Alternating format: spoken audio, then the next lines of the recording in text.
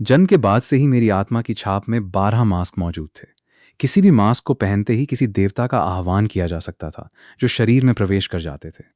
लेकिन ये एक ऐसा वर्जित अस्तित्व था जो हजारों वर्षों से प्रकट नहीं हुआ था, इसलिए सभी लोग इसका मजाक उड़ाते थे और इसे एक बेकार मास्क कहते थे।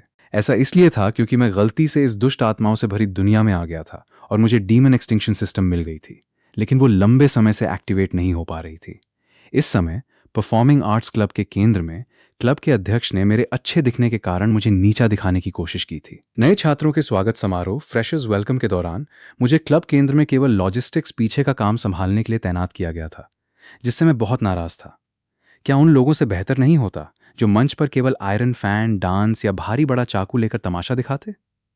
मैंने प्रॉप्स के ढेर से लगभग 2 मीटर लंबा एक घुमावदार चाकू निकाला और उसे हवा में पूरी ताकत से लहराया। हालांकि यह महज एक प्रॉप था, फिर भी इसका वजन 10 किलोग्राम से ज्यादा था। इन वर्षों में मैं किन परिवार के मार्शल आर्ट्स के अभ्यास को नहीं भूला था। अगर पोषण की कमी न होती तो शायद मैं आज एक स्पोर्ट्स छात्र भी बन सकता था। मैं बड़ी उत्सुकता के साथ चाकू चला रहा था, तभी अचानक एक व्यक्ति हाँफते हुए मेरे पास दौड़ा आया। जिमिंग, तुम यहां क्या कर रहे हो? वाह भाई, तुम सच में बहुत अच्छे हो। मंच पर उन लड़कियों की कमर मटकाती हुई परफॉर्मेंस देखने जाने के बजाय तुम अपने यार का साथ देने यहां रुक गए। ये मेरा रूममेट था। शायद उसे डर था कि मेरी सौतेली मां मुझे देखने आ जाएगी, लेकिन अगले ही पल वो जमीन पर औंधे मुंह गिर पड़ा और कांपते हुए बोला, लाओसू, सब कुछ खत्म। ऑडिटोरियम में कोई भयानक राक्षस घुस आया है। छात्रों और शिक्षकों सभी को खाया जा रहा है। मैं पूरी तरह सुन्न रह गया। मेरे पास ल्यूओ गॉड सिस्टम था, इसलिए मैं अंदाजा लगा सकता था कि यह दुनिया मेरी पिछली जिंदगी की ब्लू स्टार दुनिया से अलग होगी। लेकिन फिर भी 19 साल की उम्र तक मैंने कभी कोई अजीब चीज नहीं देखी थी। मुझे उम्मीद नहीं थी कि आखिरकार इस बर्फबारी में मेरा सामना ऐसी चीज से हो जाएगा। क्या इसका मतलब यह हुआ कि मेरा गोल्डन फिंगर अब सक्रिय हो सकता है? अरे जल्दी बताओ, तुमने आखिर किस तरह का राक्षस देखा है? जिमिंग थोड़ा चकरा गया था। जब मैंने कहा कि राक्षस है तो तुम इतने उत्साहित क्यों हो गए? हे भगवान, क्या मेरा रूममेट कोई विकृत इंसान है जिसे डरावनी चीजें पसंद हैं? वो राक्षस शेर और चीता दोनों जैसा दिखता है और उसकी आंखें बहुत बड़ी हैं। मैं पहचान नहीं पाया कि वो क्या था।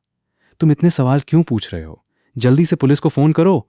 पुलिस को? ठीक है, पहले तुम पुलिस को फोन करो, मुझे तुरंत बाहर जाना होगा। मैंने जल्दी से अपना फोन निकाला, उसे अनलॉक करके जिमिंग की तरफ फेंका और मुड़कर वो भारी चाकू लेकर दरवाजे की तरफ बढ़ने लगा। लेकिन जिमिंग ने तुरंत दौड़कर मेरा रास्ता रोक लिया। अरे भाई, तुम बाहर क्यों जा रहे हो? बाहर इतनी जानलेवा स्थिति है और मैंने कभी सुना भी नहीं कि स्कूल में तुम्हारी कोई प्रेमिका हो। प्रेमिका भाड़ में जाए, मैं लोगों की जान बचाने जा रहा हूं। तुम यहीं छिपे रहो और बाहर मत निकलना। जब तक पुलिस ना आ जाए दरवाजा मत खोलना। यह कहकर मैं तेजी से बाहर की तरफ दौड़ा। मैं इतना उत्साहित क्यों था? इसका कोई और कारण नहीं था सिवाय इसके कि वो शेर और चीते जैसा दिखने वाला राक्षस जिसे जिमिंग ने वर्णित किया था, सुनने में बिल्कुल मेरे पुराने परिचित जैसा लग रहा था। क्या वो 12 नुओ मास्क प्राणियों में से 7वें जियोंगबो की तरह नहीं लग रहा था, जिसने उस साल मुझे इस दुनिया में धकेला था? तुम लोगों को इतने सालों से ढूंढ रहा था और आखिरकार तुम अपनी छिपने की जगह से बाहर आकर बदमाशी करने लगे। आज मैं तुम्हें अच्छी तरह सिखाऊंगा कि इस घर का असली मालिक कौन है। स्कूल के ऑडिटोरियम से लेकर क्लासरूम की तरफ जाने वाले रास्ते पर हर कोई अपनी जान बचाकर भाग रहा था, लेकिन मैं छात्रों की हैरान नजरों के बीच उल्टा उसी खतरनाक दिशा में एक भारी चाकू लेकर बढ़ रहा था। भीड़ में हर कोई भ्रम में था। यह आदमी आखिर क्या करना चाहता है? क्या अपनी जान की परवाह नहीं है? दिखावा करने की भी कोई हद होती है? भाई, क्या तुम सच में लोगों को बचाने आए हो? कृपया इन घायल लोगों को यहां से बाहर ले जाने में हमारी मदद करो। एक बेहद खूबसूरत लड़की ने कांपते हुए मुझसे विनती की। मैंने उस लड़की और उसके पीछे खड़े कुछ ऐसे छात्रों पर एक सरसरी नजर डाली जिनके हाथ पैर कटे हुए थे। जियोंगबो शायद अभी वहां से गया नहीं होगा, तो कम से कम मुझे उसकी फिक्र करने की जरूरत नहीं है। सीनियर, आप खुद ही कोई रास्ता निकालिए, मेरे पास इससे भी ज्यादा जरूरी काम है। यह कहकर मैं उस लड़की की दयनीय गुहार को पार करके आगे बढ़ गया और ऑडिटोरियम की ओर चल पड़ा। सीनियर, यह आदमी तो मरने जा रहा है। वो राक्षस अभी भी इंसानों को खा रहा है। जब उसका पेट भर जाएगा तो वो हमें भी पकड़ लेगा। हम भागते हैं सीनियर। लियो रुयान मेरा पीछा करना चाहती थी और मुझे रोकना चाहती थी, लेकिन उसके पास खड़े घायल जूनियर छात्रों को छोड़कर वो कहीं नहीं जा सकती थी। ऑडिटोरियम के अंदर खून की भारी दुर्गंध फैली हुई थी। जमीन पर लोगों को घसीटे जाने के खून के निशान साफ दिख रहे थे। इस समय तक ज्यादातर छात्र भाग चुके थे। इस विशाल ऑडिटोरियम में केवल मेरे कदमों की आहट और डर के मारे दबी हुई कराहें गूंज रही थीं। कोई मुझे बचाओ। अंधेरे से अचानक किसी के चिल्लाने की आवाज आई। मैंने नजरें घुमाकर देखा तो पाया कि एक छात्र मंच के नीचे बने खोखले हिस्से में छिपा हुआ था और उसके ठीक ऊपर एक भयानक राक्षस मांस के टुकड़े को चीर रहा था। उसकी दीवार जैसी चौड़ी छाती और गुस्से से फटी हुई आंखें बेहद डरावनी लग रही थीं। वो जियोंग बो ही था, बिल्कुल सही। मैंने एक नजर में उस राक्षस की पहचान कर ली। ये वही नुओ मास्क प्राणी था जो मेरे घर के पूजा स्थल पूर्वजों के हॉल से भाग निकला था। चूंकि मेरा लक्ष्य मिल गया था, इसलिए अब मुझे उस राक्षस से खेल नियमों की बात करने की कोई जरूरत नहीं थी।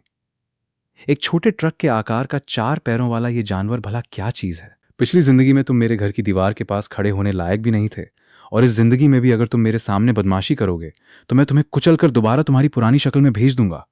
मंच के नीचे छिपे उस छात्र ने जब मुझे चाकू थामे हुए और अपनी आंखों में खूनी दरिंदगी लिए हुए देखा तो वो डर के मारे लगातार हाथ हिलाकर मना करने लगा। अब वो नहीं चाहता था कि मैं उसे बचाऊं। ये बचाना तो दूर, ऐसा लग रहा था कि मैं उसे भी साथ में रास्ते लगाने आया हूं। उस समय जियोंगबो अपना सिर झुकाकर मांस खाने में व्यस्त था। सालों के कड़े अभ्यास से बने मेरे शरीर ने एक झटके में जमीन से छलांग लगाई और मैंने वो भारी चाकू पूरी ताकत से उसके पिछले हिस्से पर दे मारा। जियोंगबो ने एक दर्दनाक दहाड़ मारी और फिर अपनी पिछली टांग से पीछे खड़े मुझ पर जोरदार दुलत्ती चलाई। मैं इसके लिए पहले से तैयार था। मैंने आखिरी वक्त में थोड़ा साइड में हटकर उस जानलेवा किक से खुद को बचा लिया। जैसे ही मैंने राहत की सांस ली, स्वाइप! कानों को चीरती हुई हवा की एक आवाज सुनाई दी। स्टील के कोड़े जैसी उसकी लंबी पूंछ सीधे मेरे चेहरे पर आ रही थी। मुसीबत के इस पल में मैं केवल अपने भारी चाकू से ही उस वार को रोक सका, लेकिन उस पूंछ के प्रहार ने मेरे चाकू के टुकड़े टुकड़े कर दिए। इतनी जबरदस्त ताकत मेरे शरीर पर पड़ी कि मैं किसी तरह गति का इस्तेमाल करते हुए जियोंगबो से दूर हट गया।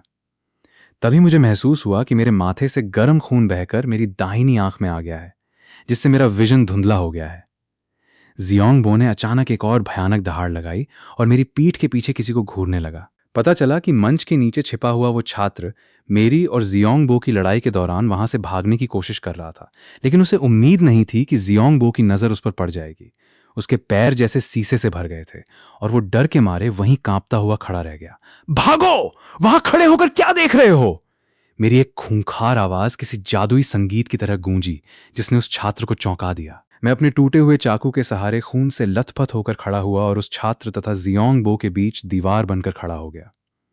अब ताकत में बहुत बड़ा अंतर था और मेरे सामने शायद मौत के अलावा और कुछ नहीं बचा था।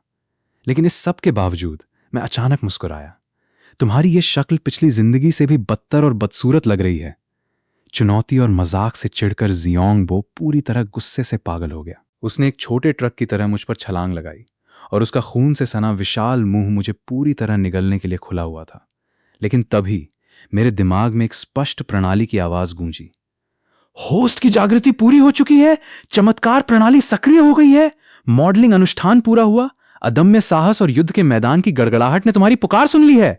गुआन यू ने तुम्हारी पुकार का जवाब दे दिया है। कृपया होस्ट नुओ मास्क पहने। क्या आखिरकार वो आ ही गया?